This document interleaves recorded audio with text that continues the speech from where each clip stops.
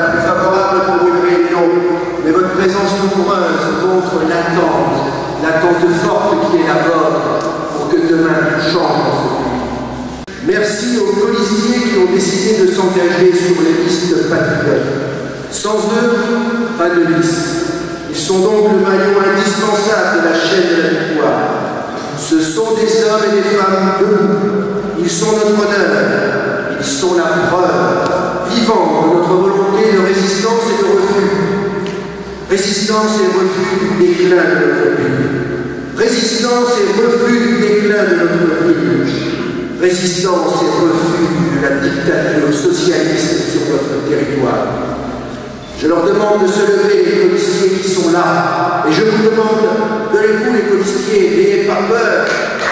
Et je vous demande à vous tous de les applaudir.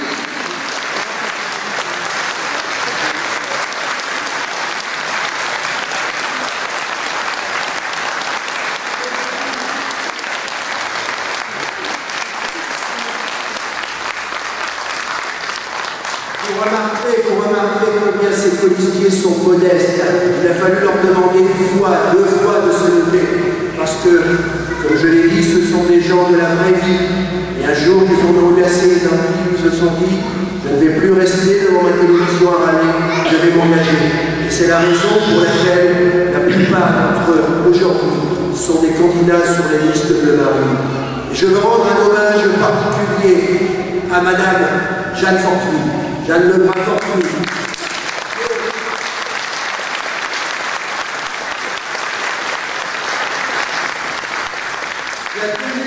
Qui a tenu aujourd'hui par sa présence à manifester son soutien, sa fidélité et son attachement à nos convictions, alors que le supplétif de l'UMP lui cherche une si mauvaise querelle. Vous êtes une armée. Vous êtes une armée qui se lève en route pour la reconquête de nos libertés, de notre bien-être et de notre fierté.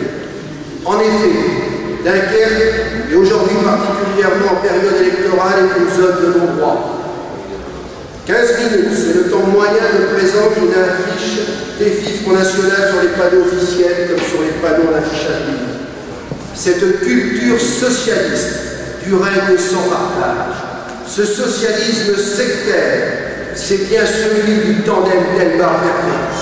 Une culture partagée au quotidien par ces deux-là pendant 12 ans, une culture que nous endurons maintenant depuis 25 ans, une culture à l'opposé de la nôtre, une philosophie à l'opposé de la nôtre. Parce que nous avons, oui, nous, une philosophie, nous avons des valeurs. Et ce projet que nous vous présentons, il exprime à la fois une philosophie de l'action politique et une conception de la vie de la cité. Sur l'action politique, nous ne nous engageons pas sur ce que nous sommes certains de faire. Nous nous engageons uniquement sur ce que nous sommes certains de pouvoir faire. Cette relation de vérité et donc de confiance avec les citoyens est pour nous essentielle. Sur la conception de la vie de la cité, nos propositions vont toutes dans le sens d'un engagement plus fort des Dunkerquois dans la vie de la cité, mais également d'une municipalité au service de tous, sans distinction. Vous retrouverez l'expression de cette philosophie à chaque rubrique de notre projet municipal, avec à chaque fois un propos introductif qui exprime, qui rappelle les grands principes, et en bas de chaque page, une citation qui dit ce que nous allons faire. Sur la dépense publique, par exemple, nous rappelons au propos introductif que la société a le droit de demander compte à tout agent public de son administration. Nous pouvons dire que notre projet est profondément humaniste au sens libéral du terme. Mais d'abord, parlons de notre ville. Quel constat pouvons-nous faire? Nous avons une ville bourrée de talents, jeunes et moins jeunes. Nous avons une ville riche d'associations locales dynamiques. Le meilleur exemple étant constitué par les associations philanthropiques et en particulier carnavalesques. Qu'on y songe, 800 000 € de dons chaque année au profit de ceux qui sont dans la difficulté. Une ville au potentiel extraordinaire. Un port en eau profonde avec accès direct à la mer, que ce soit le port commercial ou le port de plaisance. Une plage qui nous amène directement à la Panne sur près de 20 km. Une ville reliée à l'Europe du Nord par les canaux. Une ville édifiée sur un territoire de polder grâce au génie de l'homme. Une ville plusieurs fois détruite par les guerres qui se dresse à nouveau, fière, grâce à la ténacité de ses habitants. Et tout ce potentiel, tout ce merveilleux potentiel gâché par la gestion socialiste. Notre jeunesse est un territoire qui ne lui assure plus d'avenir, sauf à avoir sa carte du Parti socialiste en poche pour trouver un emploi protégé au sein d'une collectivité ou dans les multiples associations parapubliques de type Agur, n'est-ce pas, monsieur Verrier, qui a passé du temps, à Dugest, n'est-ce pas, monsieur Destige de Legend, qui y a aussi passé quelques années, à Dunkerque, gardez bien ce chiffre en tête. Les dépenses de fonctionnement sont supérieures de plus de 26% aux dépenses de ville de taille de parade. Cette gâchis, j'étais le seul pour la dénoncer depuis des années. Dunkerque, l'élu socialiste coûte 2 fois plus cher qu'ailleurs. Mais il n'y a pas que ça. Il y a aussi le scandale de l'association d'action éducative. Vous avez tous vu les reportages de la télévision. Vous avez tous vu ces dirigeants qui se faisaient le fioul, qui se faisaient payer la taxe d'habitation, qui avaient des rémunérations jusqu'à 10 000 €, pendant que dans les foyers pour les gosses, il n'y avait même plus de pommeau de douche, pendant que tout cela était à l'abandon et dégradé. Et alors, si je vous parlais des petits voyages de ces messieurs pour les Jeux Olympiques, quand il a fallu faire de Dunkerque la base arrière des Jeux Olympiques 2012, alors là, tout était prétexte. Délégation blanchie en 2008 pour assister aux Jeux, pour se faire une idée de ce que ça peut être les Jeux Olympiques. Et puis, arrive 2012, juillet 2012, une délégation part, nous en avons des témoignages. Toute la brochette était là, les gueules-barres, les éléments, les décibouches, les vertus, tout ce qu'on a comme cochon d'ailleurs. Et dans un hôtel où on affiche les prix de l'hôtel à 700 € la nuit. Voilà ce que c'est cette nomenclature de petit argument. Également une ville qui ne préserve plus la tranquillité des honnêtes gens. La hausse continue des cambriolages. La mendicité parfois agressive sur les places publiques, le racket des automobilistes au feu tricolore, mais aussi sur les parcs de stationnement. À Dunkerque, place de la République pour le stationnement, c'est souvent double peine. Vous payez une fois pour Vinci, mais aussi une fois pour le rang de service qui vous indique la place libre, où vous devez absolument regarder. Et parfois, c'est le drame dans la vie de la l'agression gratuite de notre vie. C'est aussi une ville qui néglige son patrimoine mais se lance dans des projets pharaoniques et dépourvus d'utilité. Nos mains dunkerquois à l'abandon depuis plus de 20 ans sans vrais projets. Et pourtant, nous avons proposé d'en faire un lieu culturel avec mise à disposition d'espaces d'exposition pour les artistes locaux. Voyez le contraste saisissant de notre digue abandonné, manquant d'entretien. Et à quelques centaines de mètres, la cathédrale de verre du FRAC, Fonds régional d'art contemporain, à 18 millions €. Ils ont laissé s'installer un campement illégal de Rome.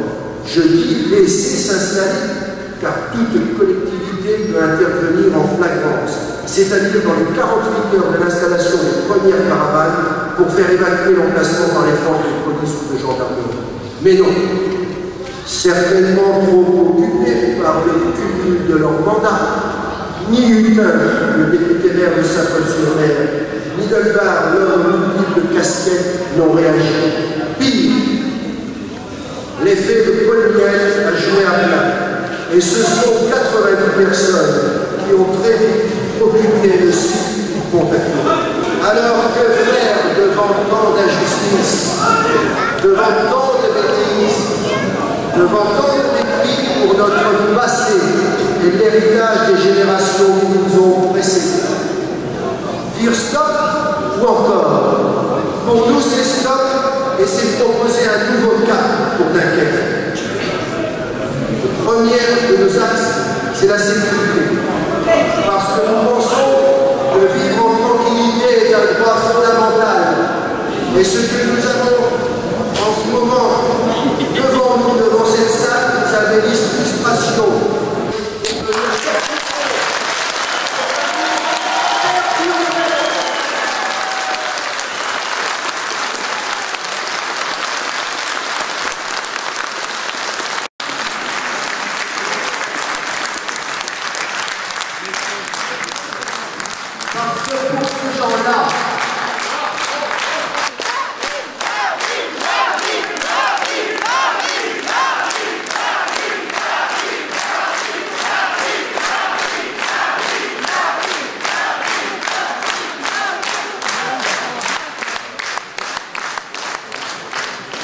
Parce que pour ces gens-là, la racaille a tous les droits et les honnêtes gens doivent raser les murs.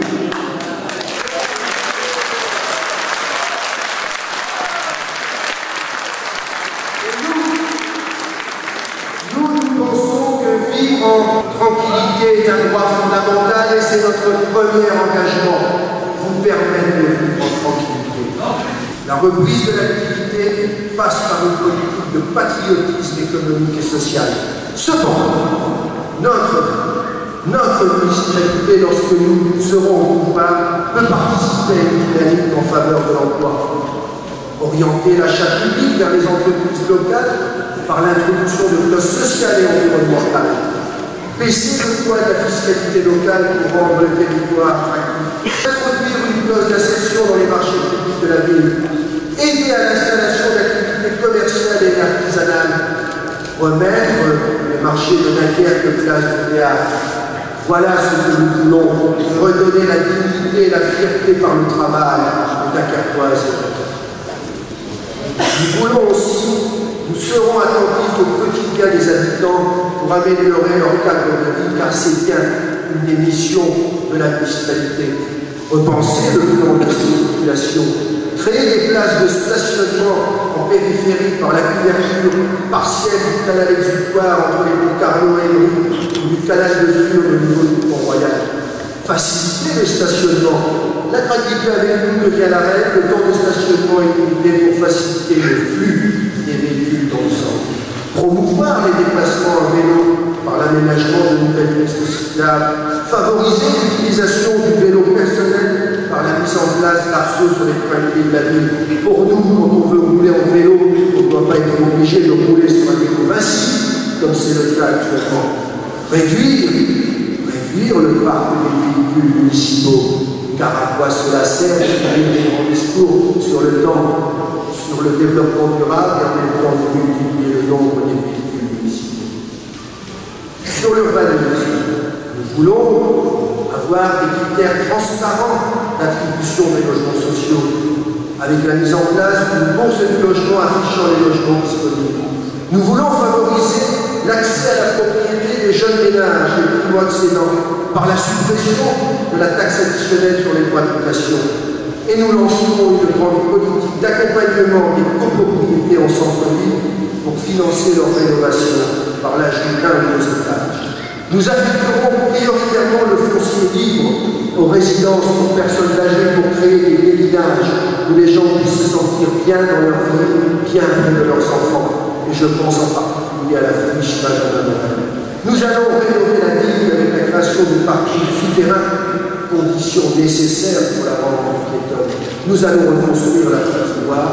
Nous allons valoriser les activités nautiques sur cette plage qui doit revenir pour nous la reine des plages de la mer du Nord. Bref, toute notre philosophie, c'est d'avoir un aménagement urbain au service de l'homme.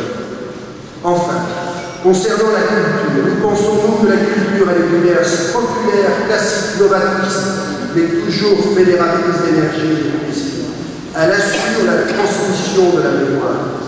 C'est la raison pour laquelle nous valoriserons les musées des beaux-arts et portuaires. Nous encouragerons la fréquentation. Nous veillerons à ce que le carnaval dunkerquois retrouve ses valeurs et ses règles de bonne conduite. Nous mettrons à disposition des artistes indépendants des lieux d'exposition, et je vous ai parlé des vins dunkerquois. Nous envisageons la création d'une médiathèque Michel de Swann, de Cornel Flamand, à l'emplacement des vins dunkerquois. Et enfin, en alternative à l'aréna, C'est l'agrandissement du Cursal avec l'ouverture sur la mer, l'ouverture sur la place du Centenaire pour lui donner des grands concerts et pour pouvoir accueillir les provinces. Mais nous sommes également attentifs à la réussite scolaire. L'échec scolaire est un insupportable cachemire. La compétence municipale, la gestion des écoles primaires ne s'arrêtera pas avec les compétences locaux et les fournitures. Nous mettrons en place la petite école municipale du savoir pour enseigner gratuitement aux enfants en difficulté des apprentissages fondamentaux, lecture, écriture, calcul, animés par des bénévoles désireux de transmettre leurs connaissances aux jeunes générations. Nous ferons tout pour transmettre la mémoire québécoise dans le cadre de la réforme des rythmes scolaires que nous devrons appliquer parce que c'est la loi. Les sorties financées par la ville permettent, en liaison avec les associations patriotiques, de transmettre aux plus jeunes générations la mémoire de leur histoire. Visite du Fort Médine, visite du Bastion 32, mais également apprentissage de notre culture. 1 heure hebdomadaire d'éveil à l'histoire, au parler aux traditions nacarquoises, notamment carnavalesques. Car effectivement, quoi de plus beau qu'un enfant épanoui par l'Église. Et enfin, ce qui guidera, ce qui sera la boussole de l'action municipale pour nous, c'est le bien commun. Nous mettrons en place une charte municipale établissant l'incompatibilité des fonctions de dirigeants d'association avec tout poste de direction à la ville, à la CNIL et dans les organismes associés. Nous ferons respecter les règles de la laïcité.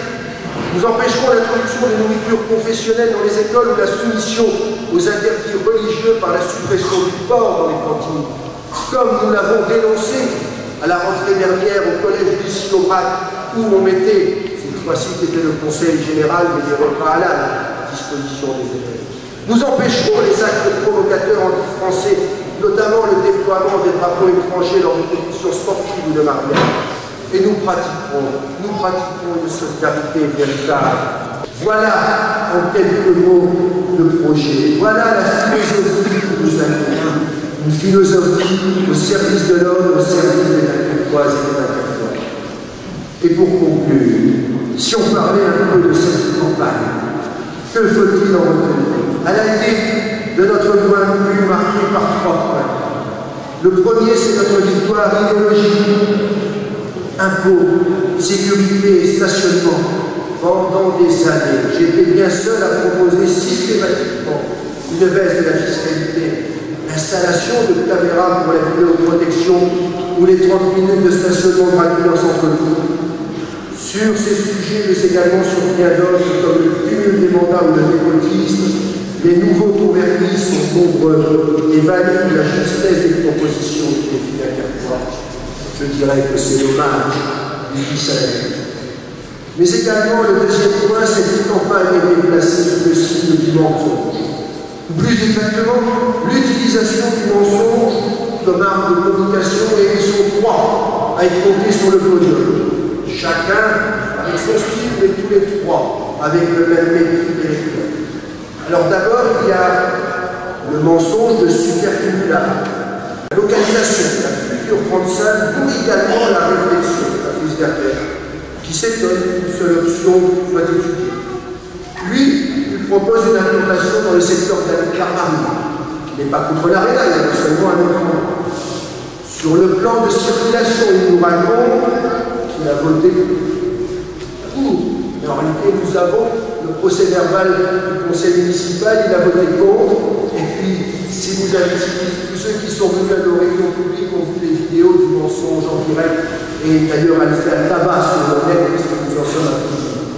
Il dit qu'il est sans étiquette, mais 12 ans de soutien et de collaboration avec Supercumulard pour ensuite le trahir et se faire connaître. Être calife à la place du calife, cela semble bien être sa seule ambition. Et puis le troisième qui est monté sur le podium, c'est le petit supplétif de l'UMP. Chacun sait que c'est sur l'assistance de Delbar que le patron du UMP Nord, Jobres, a envoyé à Dunkerque en mission de guerre. Mission figée sur la candidature des électeurs UMP qui auraient pu être tentés par lui au premier tour, comme ils ont déjà été tentés par lui lors de l'élection législative. le deuxième tour, il faudra assurer la réélection de Supercumula au nom du Front républicain. Alors avec Stèle, il a tenu à s'acquitter de sa tâche. Il est sorti une première fois du bois lors du débat Wéo en voulant affirmer avec l'aplomb du menteur professionnel que nous aurions voté pour l'ARENA, mais il s'est couché devant la lettre que je lui adressais. Et puis, dernier élément pour lequel il faudra bien se poser une question, c'est quelque part le financement, quelque sorte public de la campagne électorale de nos adversaires socialistes. Cette nuit, au rodéo, corrida dans la nuit dakartoise, la voiture de nos militants soudain encerclée par 4 voitures. Ils étaient 20, nous étions 2 ou 3. Eh bien, ces 4 voitures, ce sont 4 voitures de là que nous notions même de Dunkerque. Ah, quand l'argent public est utilisé pour financer la campagne du candidat socialiste. Voilà comment cela se passe. Puis il faudra aussi s'interroger sur un autre financement public. Celui que j'appelle le gueulard, le socialiste Max T. Il nous raconte, on le lit dans le journal, il dit depuis juillet 2013, tous les jours, je suis en porte-à-porte à partir de 17h. Le problème, c'est que ce brave monsieur travaille au ministère du Logement à Paris. Moi qui suis de temps en temps parisien pour les fonctions que j'exerce au niveau national, je sais que je vais à Paris. Je prends le TGV de 6h32, j'arrive à 8h11, si je veux rejoindre mon emploi à la Défense, avec le RER, j'arrive pour 9h. Et si je vais être de retour ici avec le TGV de 17h06, je prends à Paris-Nord à 14h50, donc je quitte la Défense vers 14h. Vous aviez bien compris que ce cher monsieur, employé à plein temps par l'État comme un haut fonctionnaire ingénieur des ponts et chaussées, n'a pas dû, depuis juillet 2013, travailler beaucoup plus que 4 heures par jour. On va quand même se poser la question du financement de sa campagne par l'État.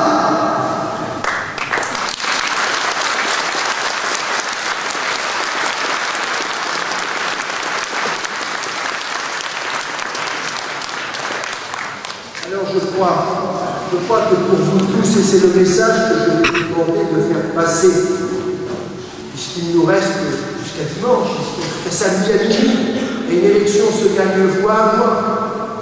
Portez le message. Le choix est clair. D'un côté, vous avez les 2 socialistes, Supercumula et Le Gueulard, le maire et son ex-adjoint. De l'autre, le supplétif UMP, envoyé ici en mission. Et puis, donc c'est l'UMPS, dans toute sa splendeur, ou plutôt dans toute son horreur. Et puis de l'autre côté, vous avez les listes des filles. Des filles Sapolois avec Adriana, des filles Fort-Marquitois avec Didianka, Didier, des filles Dunkerquois avec moi-même. Ce sont nos listes des filles bleu marine, des listes bleu, blanc, rouge et patriote. Alors ce sont pour ces listes-là que vous allez voter et faire voter en masse. Merci.